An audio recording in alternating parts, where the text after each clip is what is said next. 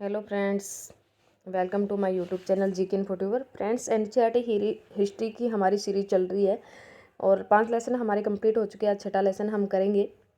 उसके बाद 3 लेसन और हमारे बाकी रहते हैं। 8th क्लास उसके बाद कंप्लीट हो जाएंगी 2 या 3 दिन में। फिर हम ज्योग्राफी को लेके चलेंगे। तो आज हम पढ़ेंगे बुनकर, लोहा बनाने वाले और फैक्ट्री मालिकों के बारे में, जो इस अध्याय के अंदर है।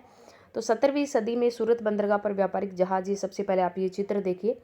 और इस चित्र के अंदर क्या है, जो हमारा पश्चिम वाला एरिया है, जो गुजरात वाला, उस पे जो बंदरगाह था सूरत वाला, उस पे व्यापारिक जहाज भारत के पश्चिमी तट पर गुजरात स्थित सूरत हिंद महासागर के रास्ते होने वाले व्यापार के सबसे महत्वपूर्ण बंदरगाहों में से एक था। डच और ब्रिटिश व्यापारी जहाज 17वीं सदी की शुरुआत से इस बंदरगाह का इस्तेमाल करने लगे और 18वीं सदी में इसका महत्व और ज़्यादा डाउन होने लगा।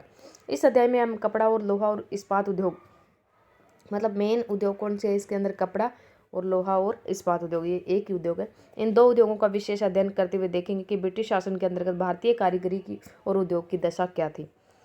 आधुनिक विश्व में औद्योगिक क्रांति की दृष्टि से दोनों उद्योग बहुत महत्वपूर्ण थे। सूती कपड़े के मशीनी उत्पादन ने 19वीं सदी में ब्रिटेन को दुनिया का सबसे महत्वपूर्ण औद्योगिक राष्ट्र बना दिया। और 1850 के दशक से जब ब्रिटेन का लोहा और इस्पात उद्योग भी पनपने लगा, तो ब्रिटेन है वो दुनिया का कारखाना कहलाने लगा। ब्रिटेन के औद्योगिकरण और भारत पर ब्रिटिश विजय और उपनिवेशीकरण में गहरा संबंध था। आप अध्याय 2 में देख चुके हैं कि ईस्ट इंडिया कंपनी के व्यापारिक हितों की रक्षा करने के लिए किस तरह भारतीय भूभागों पर कब्जे हुए और किस तरह व्यापार का ढांचा है वो बदलता गया। 18वीं सदी के आखिरी में ईस्ट इंडिया कंपनी भारत से चीज़ें खरीदती थी और उन्हें इंग्लैंड और यूरोप में ले जाकर बेच देती थी। इसी क्रय विक्रय से उन्हें भारी मुनाफा होता था। जैसे जैसे ब्रिटेन का औद्योगिक उत्पादन बढ़ने लगा, वहाँ के उद्योगपति है वो भारत को अपने औद्योगिक उत्पादों को के विशाल बाजार के रूप में देखने लगे और इस तरह ब्रिटेन से तैयार माल है वो भारत के बाजारों में आने लगा। और भारतीय शिल्पों और उद्योगों पर किस तरह के असर पड़े वो अध्याय के अंदर हम देखेंगे। तो भारतीय कपड़े और विश्व बाजार। आइए सबसे पहले हम कपड़ा उत्पादन पर नज़र डालें। बंगाल पर अंग्रेजों की विजय से पहले 1750 के आसपास भारत पूरी दुनिया में कपड़ा उत्पादन के क्षेत्र में औरों से कोसों आगे था। भारतीय कपड़े लंबे समय से अपनी गुणवत्ता और बारीक कारीगरी के लिए दुनिया भर में मशहूर थे। दक्षिण पूर्वी एशिया, जावा, सुमात्रा और पेनांग और पश्चिम और मध्य एशिया में इन कपड़ों का भारी व्यापार था। 16वीं शताब्दी में यूरोप की व्यापारिक कंपनियां हैं वो यूरोप के अंदर फैलने लगी और इस फलते फूलते व्यापार और भारतीय बुनकर के हुनर की यादें हैं वो अंग्रेजी और अन्य भाषाओं में बहुत सारे शब्दों में आज भी जिंदा है। ऐसे कपड़ों को जड़ों को ढूंढना और उनके अर्थ जाना बड़ा ही मज़ेदार है। तो ये देखो, पटोला बुनाई है ये हाथी जैसा इसके ऊपर दिखाया गया है छापा। 19वीं सदी के मध्य में पटोला बुनाई सूरत, अहमदाबाद और पाटन में होती थी और इंडोनेशिया में इस बुनाई का भारी बाजार था और वहाँ स्थानीय बुनाई है वो परंपरा का हिस्सा बन गई। देखो, शब्दों में इतिहास छपा है। यूरोप के व्यापारियों ने भारत से आया बारीक सूती कपड़ा सबसे पहले मौजूदा इराक के मोसुल शहर में अरब के व्यापारियों के पास देखा था और इसी आधार पर वे बारीक जो बुनाई है उनके कपड़े हैं उनको मसलिन या मलमल कहने लगे। जल्द ये शब्द है वो खूब प्रचलित हो गया और आज भी हम सुनते हैं मलमल का कपड़ा। मसालों की तलाश में जब पहली बार पुर्तगाली भारत आए, उन्होंने दक्षिण पश्चिम भारत में केरल के तट पे कालीकट में डेरा डाला और यहाँ से वो मसालों के साथ साथ सूती कपड़ा भी लेते गए। कालीकट से निकले शब्द को कैलिको, अब ये कैलिको भी बहुत बार पूछा जाता है, कैलिको का मतलब क्या है। तो ये कैलिको बाद में देखो, सूती जो कपड़ा है उसको ही कैलिको कहते हैं। तो बाद में हर तरह के सूती कपड़ों को कैलिको कहने लगे और ऐसे बहुत सारे शब्द हैं जो पश्चिम भारत में भारतीय कपड़ों की लोकप्रियता की कहानी बताते हैं। चित्र 3 में आप एक ऑर्डर बुक का पन्ना देख सकते हैं जिसमें 1730 में ब्रिटिश ईस्ट इंडिया कंपनी ने कलकत्ता स्थित अपने नुमाइंदों के पास भेजा था और बही के मुताबिक उस साल कपड़े के हैं वो ऑर्डर देखो 5,89,000 थानों का ऑर्डर मिला था। यदि आप इसी बही के पन्नों को पढ़ते तो आपको पता चलता कि इसमें सूती और रेशमी कपड़े की वो 98 किस्मों का जिक्र किया गया है। यूरोपीय व्यापारी उन्हें पीस गुड्स कहते थे, बहुत अच्छे पीस है, जो आमतौर पर 20 गज लंबा और 1 गज चौड़ा थान होता था, उसको पीस गुड्स के। ये देखो, ये बही का पन्ना है और ये देख सकते हैं किस तरह से एक एक चीज़ की कीमत है वो लंदन में तय की गई और हर चीज़ की कीमत उन्होंने तय करके लिए ये एक ऑर्डर देना पड़ता था और ऑर्डर को बाहर से भेजने या ज़रूरी कपड़े बनवाने और उन्हें वापस भेजाने में इतना समय तो लग जाता था। तो जब कपड़े के थान लंदन पहुंच जाते तो उन्हें नीलामी के जरिए बेच दिया जाता। तो ये टाइम उन्होंने फिक्स कर रखा है इनका कीमत। उसके बाद आइए अब इसी बही में दिए गए विभिन्न किस्मों के नामों को देखें। थोक में जिन कपड़ों को ऑर्डर दिया जाता था उन्हें छापेदार सूती कपड़े भी शामिल थे। उनमें ये व्यापारी शींड्स, कोसा और बंडाना कहते थे।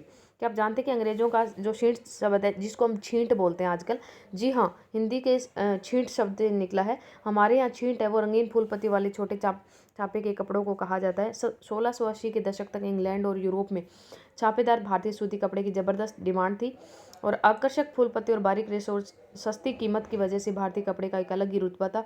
इंग्लैंड के रईस ही नहीं बल्कि खुद महारानी भी भारतीय कपड़ों से बने परिधान पहनती थी।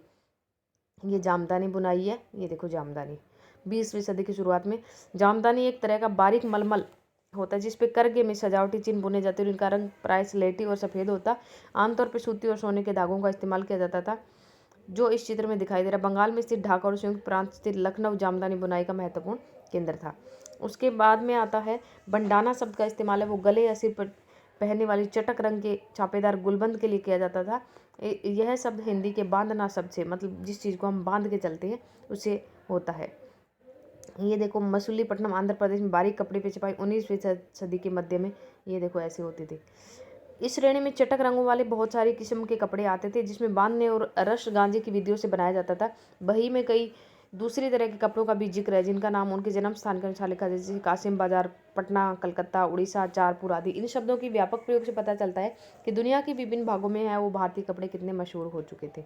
और एक ये वाला देखो बंडाना का डिजाइन है, ये बांध के, जो हम बोलते हैं ना चूंदड़ी बंदेज, एक टाइप से बांध के उस कपड़े की रंगाई करना, उसको बोलते हैं। बीच में से बांध दिया जाता है उसको गांठों में, और फिर उसकी रंगाई होती है, तो वो अलग अलग रंग से रंगा जाता है।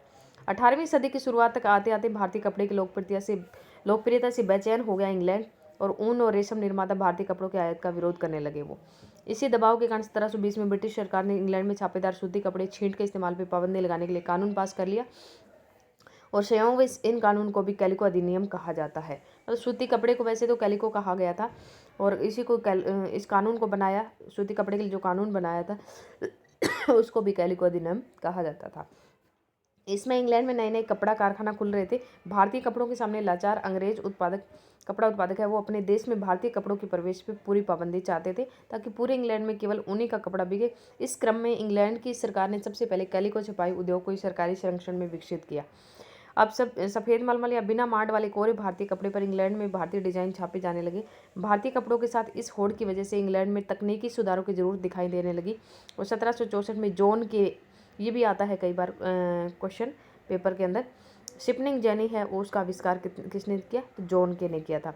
परंपरागत तकलियों की उत्पादकता काफ़ी बढ़ गई, और 1786 में रिचर्ड आर्कराइट ने वास्प इंजन, ये भी आता है, वास्प इंजन का आविष्कार किसने किया, रिचर्ड आर्कराइट ने 1786 के अंदर, जिसे सूती कपड़े की बुनाई को क्रांतिकारी रूप से बदल दिया। अब बहुत सारा कपड़ा है वो बेहद कम कीमत पर तैयार किया जा सकता था। इसके बावजूद दुनिया के बाजारों पर भारतीय कपड़े का दबदबा है वो 18वीं सदी के आखिर तक बना रहा। डच, फ्रेंच, ब्रिटिश और अन्य यूरोपीय व्यापारिक कंपनियों ने इस व्यापार से बेहिसाब मुनाफा कमाया। ये कंपनियां भारत आकर चांदी के बदले सूती और रेशमी कपड़े खरीदती थी, परंतु जैसे कि आप जानते हैं, जब इंग्लिश ईस्ट इंडिया कंपनी को बंगाल की राजनीतिक सत्ता मिल गई तो उन्हें भारतीय चीज़ें खरीदने के लिए चांदी मंगाने की जरूरत नहीं रही। इसके बाद तो ईस्ट इंडिया कंपनी है वो भारत में ही किसानों और जमींदारों से राजस्व इकट्ठा करके उस पैसे से कपड़ा खरीदने लगी। तो ये देखो शिपनिंग जेनी एक ऐसी मशीन है जिससे कामगार है वो एक साथ कई तकलियों पे काम कर सकता था। जब पहिया घूमता था तो सारी तकलियाँ घूमने लगती थी। उसके बाद में है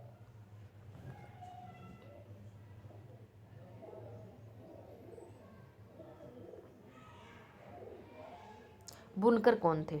बुनकर आमतौर पर बुनाई का काम करने वाले समुदायों के ही कारीगर होते थे। बुनकर का मतलब बुनने वाले। ये पीढ़ी दर पीढ़ी इसी हुनर को आगे बढ़ाते थे। बंगाल के तांती, उत्तर प्रदेश के जुलाहे या मोमिन जिनको कह सकते हैं, दक्षिण भारत के साले, कैकोलार और देवांग समुदाय बुनकरी के लिए प्रसिद्ध थे।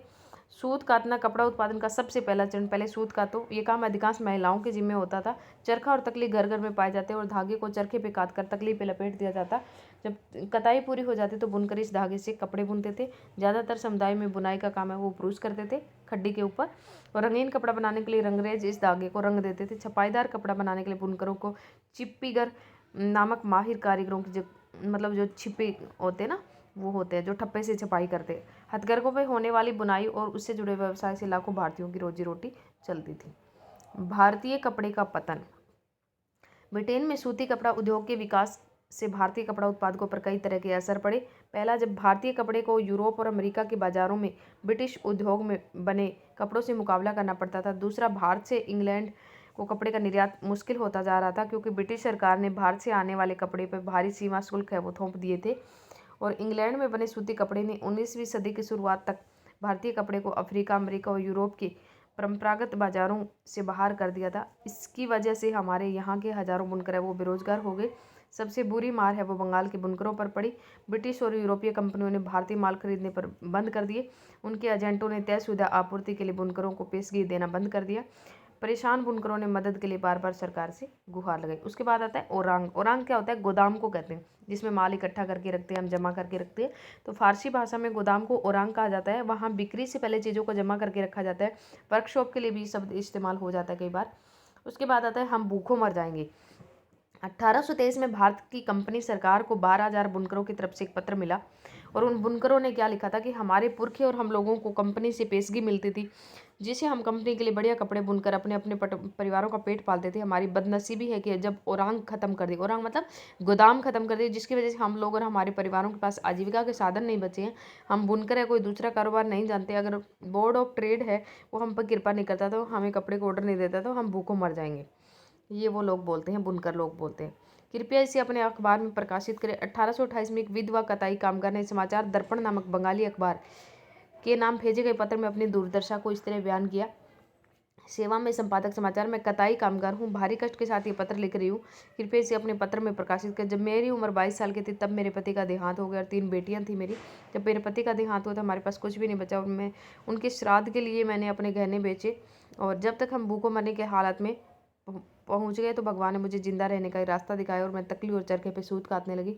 बुनकर हमारे घर आते और 3 तोले प्रति रुपए की दर से सूत खरीद कर ले जाते। बुनकरों से मुझे जितनी पेशगी चाहिए वो मुझे मिल जाती। जिस तरह हम खाने पीने और कपड़ों के बारे में निश्चिंत रहने लगे। कुछ सालों से मैंने 28 रुपये इकट्ठे किए थे। इस पैसे से मैंने अपनी एक बेटी का विवाह किया, और इसी तरह 3 बेटियां अपने अपने घर चली गई।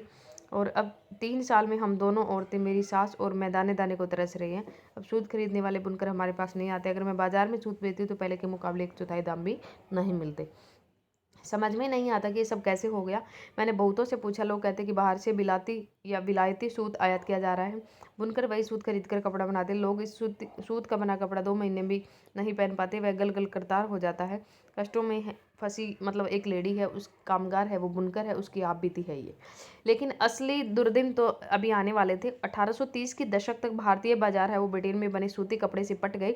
दरअसल 1880 के दशक तक स्थिति ये तय हो गई कि भारत के लोग जितना सूती कपड़ा पहनते उनमें से 2/3 ब्रिटेन का बना होता था। इससे न केवल बुनकरों बल्कि सूत काटने वालों की हालत खराब होती गई। जो लाखों ग्रामीण महिलाएं सूत काट कर अपनी आजीविका चला रही थी वे बेरोजगार हो गई। लेकिन भारत में हथकरघों से पहले होने वाली वो बुनाई है वो पूरी तरह ख़त्म नहीं हुई। इसकी वजह ये थी कि कपड़ों की कुछ मशीन है, कुछ किस्सें हैं वो मशीनों पे नहीं बन सकती थी। भला जटिल और मन भावन किनारियों वाली साड़ी, अपरंपरागत बुनाई वाले कपड़े मशीनों पर कैसे बन सकते थे। इन कपड़ों की न केवल रईसों के बीच बल्कि मध्य वर्ग में काफ़ी मांग थी, और न ही ब्रिटेन से कपड़ा मिलों में वह बेहद मोटा कपड़ा बनता था जिसे भारतीय गरीब पहनते थे। उसके बाद आपने पश्चिमी भारत में स्थित शोलापुर और दक्षिण भारत में स्थित मदुरा का जिक्र सुना होगा। ये शहर 19वीं सदी के आखिर में बुनकरों के नए महत्वपूर्ण केंद्र बन गए। बाद में राष्ट्रीय आंदोलन के दौरान महात्मा गांधी ने लोगों से आह्वान किया कि वे आयातित कपड़े का बहिष्कार करें और हाथ से कते सूत और हाथ से बने कपड़े ही पहने। इस तरह खादी राष्ट्रवाद का प्रतीक बनती चली गई। चरखा भारत की पहचान बनकर 1931 में उसे भारतीय राष्ट्रीय कांग्रेस के तिरंगे झंडे की बीच वाली पट्टी में जगह दी गई। कब दी गई? 1931 के अंदर। ये देखो, ये इंपॉर्टेंट आपको याद रखना है कि चरखा है वो चक्कर सा जो होता है हमारा राष्ट्रीय जो चिन्ह है हमारा तिरंगे के बीच में, तो उसका जो चक्र है वो चरखे का ही निशान है। और आइए देखें कि आजीविका के साधन है वो गंवा चुके बुनकरों और सूत काटने वालों का क्या हुआ। उनमें से बहुत सारे तो मतलब खेती करने लगे, कुछ काम की तलाश में शहरों की तरफ चले गए, और बहुत से लोग हैं वो देश से बाहर अफ्रीका और दक्षिण अमेरिका के बागानों में काम करने के लिए चले गए। इनमें से कुछ हथकरघा बुनकरों को बम्बई, अहमदाबाद, शोलापुर, नागपुर और कानपुर में खुले कपड़ों की कारखानों में नौकरी भी मिल गई। सूती कपड़ा मिलों का उदय। भारत में पहली सूती कपड़ा मिल है वो, ये बहुत बार क्वेश्चन आता है पेपर के अंदर। पहली सूती कपड़ा मिल 1854 के अंदर बम्बई में स्थापित हुई। ये कताई मिल थी। 19वीं सदी की शुरुआत से भारत से इंग्लैंड और चीन को होने वाले कच्चे कपास के निर्यात के लिए बम्बई एक महत्वपूर्ण बंदरगाह बन चुका था। बम्बई पश्चिमी भारत की काली मिट्टी वाली उस विशाल पट्टी से काफ़ी निकट था जहाँ कपास की खेती होती थी। जब वहाँ सूती कपड़ा मिलों की स्थापना हुई तो उन्हें कच्चा माल आसानी से मिलने लगा। उसके बाद आता है हमारा सन 1900 तक आते आते बम्बई में 84 कपड़ा मिलें चालू हो चुकी थी। 1854 में पहली खुली है और 1900 तक आते आते 84 कपड़ा मिले। उनमें से बहुत सारे मिले हैं वो पारसी और गुजराती व्यवसायियों ने खोली थी, जो चीन के साथ व्यापार के जरिए काफ़ी पैसा कमा चुके थे। इस दौरान दूसरे शहरों में भी ऐसे कारखाने खोले गए। अहमदाबाद में पहला कारखाना है वो 1861 में खुला। अगले ही साल संयुक्त प्रांत स्थित कानपुर में एक कारखाना फिर खुल गया। सूती कपड़ा मिलों की संख्या बढ़ती रहने के कारण मजदूरों की मांग बढ़ने लगी। हजारों गरीब काश्तकार, दस्तकार, खेतीहर कामगार कारखानों में काम करने के लिए शहरों की तरफ जाने लगे। प्रारंभिक कुछ दशकों के दौरान भारतीय कपड़ा उद्योग कारखानों को बहुत सारी समस्याओं से जूझना पड़ा। सबसे पहली समस्या थी कि इस उद्योग को ब्रिटेन से आए सस्ते कपड़ों का मुकाबला करना पड़ा। ज़्यादातर देशों में सरकारी आयातित वस्तुओं पर सीमा शुल्क लगाकर अपने देश की औद्योगिकरण को बढ़ावा देती थी।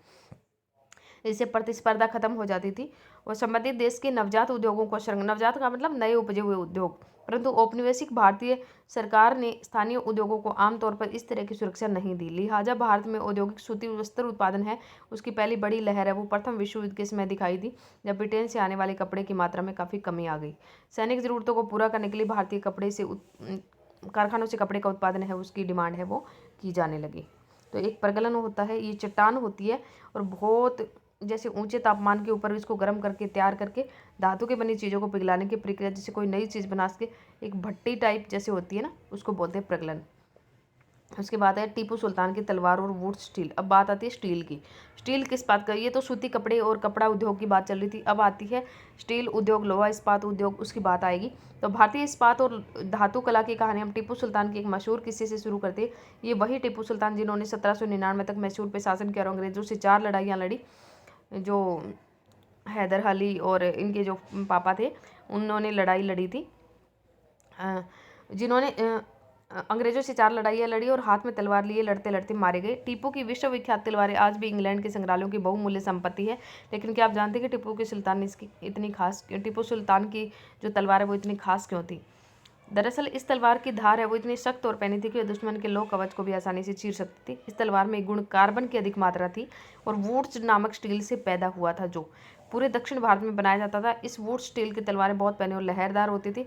यही बनावट लोहे में गड़े कार्बन के बेहद सूक्ष्म कणों से पैदा होती थी। उसके बाद में है ये है वो तलवार, ये देखो वुड्स नामक स्टील पैनी तलवार है। टीपू सुल्तान की मृत्यु के बाद 1800 में मैसूर की यात्रा करने वाले फ्रांसिस बुकानन ने इस बात का ब्यौरा दिया कि मैसूर की सैकड़ों प्रगलन मतलब भट्टियों में चट्टान है, जो है चट्टान भट्टियाँ, जिसमें बहुत ऊंचे तापमान पे मतलब गर्म करके किसी भी चीज़ की प्रक्रिया को तैयार किया जाता है। तो वुड स्टील किस तरह बनाया जाता है? इन भट्टियों में लोहे को काठ कोयले के साथ मिलाकर मिट्टी की छोटी छोटी हांडियों में रख दिया जाता है। हांडी मतलब मटके टाइप। और तापमान की जटिल उतार चढ़ाव को नियंत्रित करने के लिए प्रगलक इस्पात की सिलियाँ तैयार कर लेते थे, जिसे न केवल भारत बल्कि पश्चिमी और मध्य एशिया में तलवार बनाने के लिए इस्तेमाल किया जाता था। उसके बाद में है वुड्स, जो असल में है कन्नड़ शब्द उक्कू और तेलुगु शब्द हुक्कू और तमिल और मलयालम शब्द उरक्कू यानी स्टील का बिगड़ा हुआ अंग्रेजी रूप है। तो ये पेपर में पूछा जाता है कि कन्नड़ शब्द है उक्कू है वो कन्नड़ का है, तेलुगु शब्द का मतलब वुड स्टील का क्या नाम है? तो तेलुगु के अंदर हुक्कू है और तमिल और मलयालम में उरक्कू है। उक्कू, हुक्कू और उरक्कू।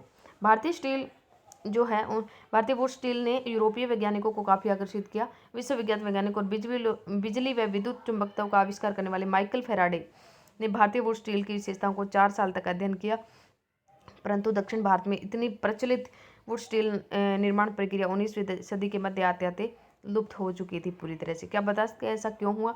भारत पर अंग्रेजों की जीत के साथ यहाँ का तलवार और हथियार उद्योग समाप्त हो गए। भारतीय कारीगरों द्वारा बनाए गए लोहे और इस्पात का जो स्थान है वो इंग्लैंड से आए लोहे और इस्पात ने ले लिया। उसके बाद में गाँव की उजड़ी भट्टियाँ। धोकनी होता है एक हवा फेंकने का यंत्र, तो आगे आएगा धोकनी वर्ड। वुड स्टील उत्पादन के लिए लोहे के परिशोधन का मतलब उसको तराशना, उसका शोधन करना की बेहद परिष्कृत तकनीक जरूरी थी। परंतु भारत में 19वीं सदी के अंत तक लोहे का प्रगलन है वो एक सामान्य गतिविधि थी। खासतौर से बिहार और मध्य भारत के हर एक जिले में ऐसे प्रगल्भ कारीगर थे जो लोहा बुनने के लिए लोह ऐशक के स्थानीय भंडारों का इस्तेमाल करते थे। इसी लोहे से कारखानों में दैनिक इस्तेमाल के औजार और साधन बनाए जाते थे। ज़्यादातर भट्टियाँ वो मिट्टी और धूप में सुखाई गई ईंटों से बनी होती थी। प्रगलन का काम पुरुष करते थे, जो उसको पिघलाने का काम पुरुष करते, जबकि महिलाएं हैं वो धोकनी चलाती थी, मतलब हवा डालने का फेंकने का यंत्र होता है। ये कोयले का लगातार दहकाने के लिए हवा ताकि कोयला है उसमें हवा फेंकते रहोगे तो आग है वो बुझेगी नहीं और लगातार जो कोयला है वो धधकता रहेगा, तो फेंकती रहती थी। 19वीं सदी के अंत तक आते आते लोहे के प्रगलन का जो हुनर है वो खत्म होने लगा। ज़्यादातर गाँव में भट्टियाँ ठंडी पड़ चुकी थी, लोहे का उत्पादन गिरता जा रहा था। ऐसा क्यों हुआ? इसकी एक वजह थी कि नए वन कानून आ गए, जिसके बारे में आप अध्याय 4 में पढ़ चुके हैं। और जब औपनिवेशिक सरकार ने आरक्षित वनों में लोगों के प्रवेश पे पाबंदी लगा दी, आपने पढ़ा है पीछे, तो लोहा बनाने वाले और कोयला के लिए भला लकड़ी कहाँ से मिलती, लोग ऐसे भी कहाँ से लाते? वन कानूनों को नज़रअंदाज करते हुए अक्सर चोरी छिपे जंगलों में जाकर लकड़ी इकट्ठा कर लाते, परंतु लंबे समय तक केवल इसी तरह अपना कारोबार जारी नहीं रख सकते थे। लिहाजा बहुत सारे कारीगरों ने ये पेशा छोड़ दिया और वह आजीविका के दूसरे साधन ढूंढने लगे। कुछ क्षेत्रों में सरकार ने जंगलों में आवाजाही की अनुमति भी दे दी थी, लेकिन प्रगालक थे उनको प्रत्येक भट्टी के लिए वन विभाग को बहुत सारे भारी कर चुकाने पड़ते, जिससे उनकी आय गिर जाती थी। 19वीं सदी के आखिर तक ब्रिटेन से लोहे और इस्पात का आयात होने लगा। ब्रिटेन से भारतीय लुहार भी घरेलू बर्तन और औजार आदि बनाने के लिए आयातित लोहे का इस्तेमाल करने लगे। इसी की वजह के से स्थानीय प्रागलक जो है उनके द्वारा बनाए गए लोहे की मांग है वो कम होने लगी, और 20वीं सदी की शुरुआत तक लोहा और इस्पात है वो भी कारीगरों के सामने एक नई चुनौती आ खड़ी हुई। उसके बाद आता है धातुमल। धातु को गलाने से पैदा होने वाला जो कचरा होता है उसको धातुमल बोलते हैं। भारत में लोहा और इस्पात कारखानों का उदय साल 1904 की बात है कि अप्रैल के महीने में अमेरिकी भूवैज्ञानिक चार्ल्स वेल्ट और जमशेदजी टाटा के सबसे बड़े बेटे दोराबजी टाटा छत्तीसगढ़ में लोह ऐसक भंडारों की खोजबीन करते घूम रहे थे। वे भारत के आधुनिक लोह इस्पात संयंत्र लगाने के लिए एक अच्छे और लोह ऐसक भंडारों की तलाश में कई महीने और काफ़ी सारा पैसा खर्च कर चुके थे। जमशेदजी टाटा भारत में एक बड़ा लोह और इस्पात कारखाना लगाने के लिए अपनी संपत्ति का बड़ा भाग खर्च करने को तैयार थे। इसलिए उन्होंने पहली शर्त उन्होंने ये रखी कि उम्दा लोह ऐसक भंडारों का पता लगा लिया जाए। एक दिन कई घंटे तक जंगल की खाक छाने के बाद वेल्ड और दोराबजी एक छोटे से गांव में जा पहुंचे। वहां उन्होंने देखा कि कुछ स्त्री पुरुष टोकरियों में भरकर लोह ऐसक ले जा रहे हैं। ये अगरिया समुदाय है। जब उनसे पूछा कि ऐसा कहाँ से लाई है, तो उन्होंने दूर स्थित एक पहाड़ी की तरफ उंगली उठा दी। वेल्ड और दोराबजी घने जंगलों से होते काफ़ी देर तक थक कर उस पहाड़ी पर जा पहुंचे। पहाड़ी का अध्ययन करने के बाद वेल्ड ने बताया कि उन जिस चीज़ की तलाश थी वो मिल चुकी है। रजहारा पहाड़ियाँ दुनिया की सबसे बेहतरीन लोह ऐसक भंडार और रजहारा नाम की पहाड़ियाँ हैं। तो यहाँ एक परेशानी ये थी कि सूखा इलाका था और कारखाना चलाने के लिए आसपास कहीं पानी नहीं था। लिहाजा कारखाना चलाने के लिए सही जगह के बारे में टाटा की तलाश जारी रही। अगारिया समुदाय के लोगों ने लोह ऐसक का एक और स्रोत ढूंढने में मदद की, जहाँ से बाद में भिलाई स्टील संयंत्र को ऐसक की आपूर्ति की गई। कुछ साल बाद स्वर्ण रेखा नदी के तट पर बहुत सारा जंगल साफ करके फैक्ट्री और औद्योगिक शहर बसाने के लिए जगह बनाई गई। इस शहर को जमशेदजी टाटा का जमशेदपुर का नाम दिया गया है। जो जमशेदपुर आप सुनते हैं, इस स्थान पर लोह ऐसक भंडारों के निकट ही पानी उपलब्ध था। यहाँ टाटा आयरन और स्टील कंपनी टिस्को जिसको आप बोलते हैं उसकी स्थापना हुई, जिसमें 1912 से स्टील का उत्पादन होने लगा। तो टिस्को की जो स्थापना है वो बहुत सही समय पे हुई। 19वीं सदी में भारत है वो आमतौर पर ब्रिटेन में बने स्टील का आयात कर रहा था, और भारत में रेलवे के विस्तार की वजह से ब्रिटेन से बनी पटरियों की भारी मांग थी, और काफ़ी समय तक भारतीय रेलवे से जुड़े अंग्रेज विशेषज्ञ मानने को तैयार नहीं थे कि वो भारत में श्रेष्ठ इस्पातों का निर्माण है वो संभव है। तो ये इसके अंदर देखो, ये स्वर्ण रेखा नदी के किनारे बना है।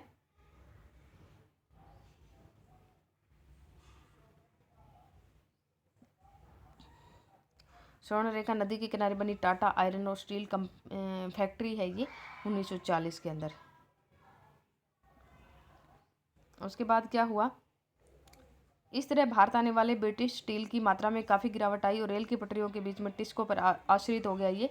जब ये युद्ध लंबा खिंच गया तो टिस्को को युद्ध के लिए गोलों की खोल और रेलगाड़ियों के पहिए बनाने का काम सौंप दिया गया। 1919 तक स्थिति ये होगी कि टिस्को में बनने वाले 90% इस्पात को औपनिवेशिक सरकार खरीद लेती थी। जैसे जैसे समय बीता, टिस्को समूचे ब्रिटिश साम्राज्य में इस्पात का सबसे बड़ा कारखाना बन गया।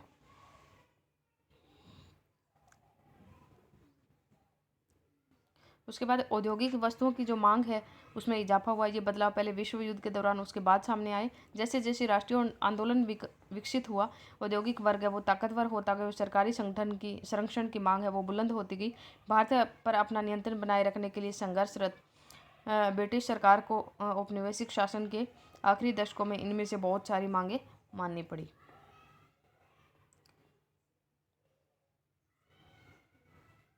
तो ये आज का हमारा लेसन ख़त्म हुआ। ये पीछे तो ऐसा ही है, ये फालतू में दे रखा है, इसमें से कुछ आने वाला है नहीं इंपॉर्टेंट। फालतू में टाइम वेस्ट करने का कोई फ़ायदा नहीं। तो आज का हमारा 6 लेसन कंप्लीट हो गया। कल हम लेसन नंबर 7 करेंगे। Bye, take care.